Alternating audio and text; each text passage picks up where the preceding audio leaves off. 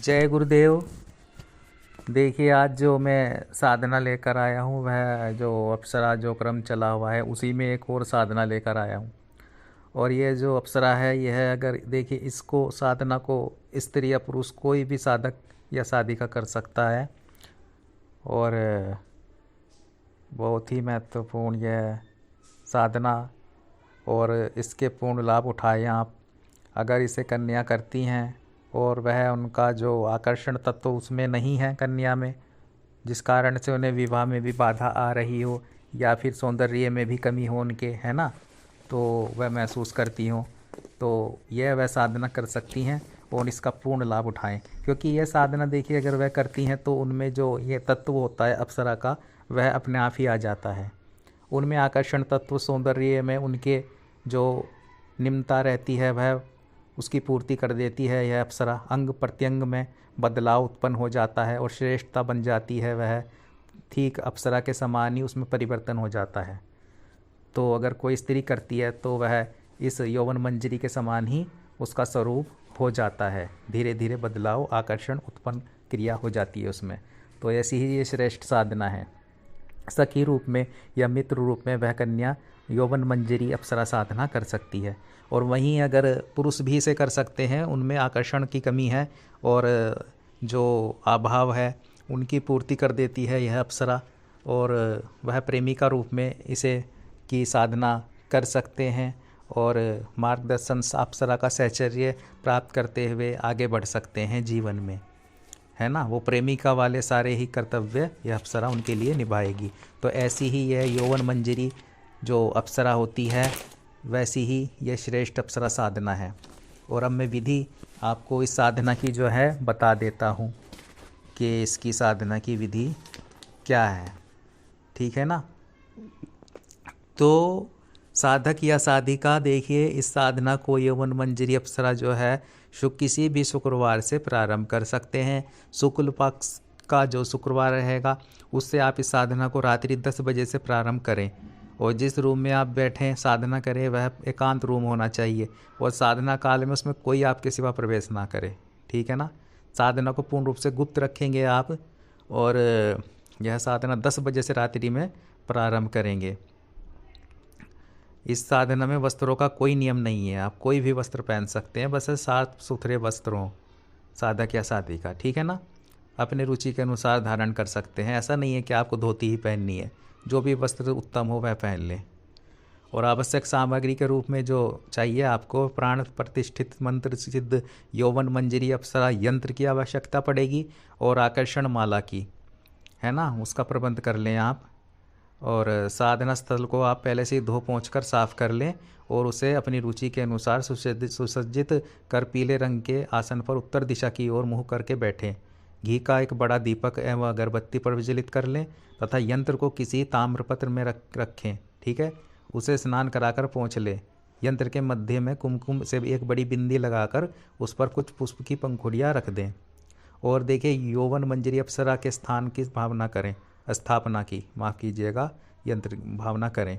और फिर क्या कल्पना करें कि एक 16 वर्षीय स्वर्ण कांति के समान आभा वाली कुमारी जिसके होठों पर सलज व मधुर स्मृति है, ठीक है, तथा जिसके केस उन्मुक्ता से खुल कर बिखरे हैं, पीली कैचुकी वे घाघरे में स्वर्णाभूषणों के साथ सुसज्जित होकर आपके सम्मुख उपस्थित है, ठीक है, तथा आप उसके अंग प्रत्यंग का पूजन कर रहे हैं। आपको ये भावना करनी है। और ऐसी समुद्र यौवनवान व यौवनदात्री अप्सरा के विभिन्न अंगों का पूजन निम्न प्रकार से करें। प्रत्येक अंग का पूजन मानसिक रूप से करें। प्रत्येक रूप में यंत्र में मुख्य स्थापना के चारों ओर कुमकुम की एक एक बिंदी लगाते जाएं अथवा पुष्प की एक कुछ पंखुड़ियाँ यौवन मंजरी यंत्र पर स्थापित करते जाएं। और जो ध्यान कर रहना है ना, वो ध्यान करना है आपको और ये मंत्र आपको बोलते रहना है। और यंत्र पर आपको एक एक पुष्प की पंखुड़ी डालते रहना है। मन में ये धारणा करनी है कि मैं यह प्रत्येक अंग का यौवन मंजरी का पूजन कर रहा हूँ।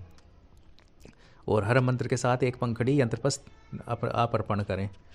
जैसे कि है, आप सुने मंत्र, जो ध्यान मंत्र है इसका पूजन, अंगों का पूजन करना है। मदालसाय नमः, है ना। तो चरण एवं टखने पर यह ध्यान करते हुए आपको पुष्प अर्पण करना है। आनंदाय नमः दोनों पिंडलियों घुटनों पर, ठीक है। शोक विनाशानीय नमः दोनों जंघाओं पर। विलासनीय नमः कटि प्रवेश पर। आनंद कारणीय नमः उदर प्रवेश पर। पुष्टये नमः दोनों स्तनों पर। कांतीय नमः ग्रीवा में कंठ पर पुष्पर्पण करने हैं। मदनाय नमः दोनों भुजा व अंगुलियों पर। कुमुदाय नमः, ठीक है, ओठ दबे वे दोनों कपोलों पर। नित्यशीलाय नमः दोनों नेत्रों पर। मदन वाचनीय नमः ललाट पर। रंभाय नमः केश पर। रतिप्रियाय नमः दोनों स्कंध पर। श्रिय नमः हृदय पर। विशाखाय नमः पृष्ठभाग पर। तो ये जो मंत्र होंगे ये बोलने हैं और एक एक मंत्र करते हुए बोलते हुए आपको ध्यान करते हुए यह पंखड़ियाँ यंत्र पर डालनी है और ये सोचना है कि मैं प्रत्येक अंग का अप्सरा का यौवन मंजरी के ध्यान करता हुआ पूजन कर रहा हूँ, है ना। तो ये ध्यान रहे आपके। और देखिए साथ ही इस बात का भी विशेष रूप से ध्यान रखना है आपको, है ना, कि साधना कक्ष में पूर्ण रूप से एकांत होना चाहिए आपके जब आप साधना करेंगे। और उपरोक्त कर्म को संपन्न करने के पश्चात साधक बिना उठे अर्थात बिना किसी अंतराल के निम्न मंत्र की 5 माला मंत्र जप करना है। फिर आपको यौवन मंजरी का जो विशेष मंत्र है उससे 5 माला मंत्र जप करना है। ओम ह्रीम यौवनम देहि प्रत्यक्ष भव ओम। ओम ह्रीम यौवनम देहि प्रत्यक्ष भव ओम, है ना, ये मंत्र है। ओम ह्रीम यौवन प्रत्यक्ष, ओम ह्रीम यौवन देहि प्रत्यक्षम भव ओम। तो ये यौवन मंजरी का अप्सरा का मंत्र आपको जो है 5 मालाएं करना है। और देखिए जब मंत्र जब संपन्न हो जाने के पश्चात अगर संभव हो तो रात्रि शयन उसी स्थान पर करना है साधक को। और साधना के अगले दिन यंत्र व माला को किसी स्वच्छ व एकांत स्थान पर विसर्जित कर दे साधक, तथा प्रोक्त मंत्र की एक माला आगे भी प्रति रात्रि संपन्न करते रहे, ठीक है। पुरुषों के साथ साथ ये स्त्रियों के लिए भी एक अत्यंत उपयोगी साधना है। और जिन स्त्रियों के विवाह में बाधा आ रही हो, है ना, अथवा जो यह अनुभव करती हो कि उनके सौंदर्य में आकर्षण की कमी है, वे इस साधना के माध्यम से निश्चित ही अपेक्षित लाभ अत्यंत तत्काल में प्राप्त कर सकती हैं, ठीक है। तो यह साधना करें और इस साधना के पूर्ण आप लाभ उठा सकते हैं, कन्या भी और पुरुष भी। तो ऐसी ये यौवन मंजरी अप्सरा है जो अपने ही समान अपने ही गुणों का प्रवेश साधक या साधिका में करा देती है और आकर्षण और सौंदर्यता का स्वामी वह साधक या साधिका बन जाता है, सभी पूर्ण लाभों के साथ साथ, ठीक है।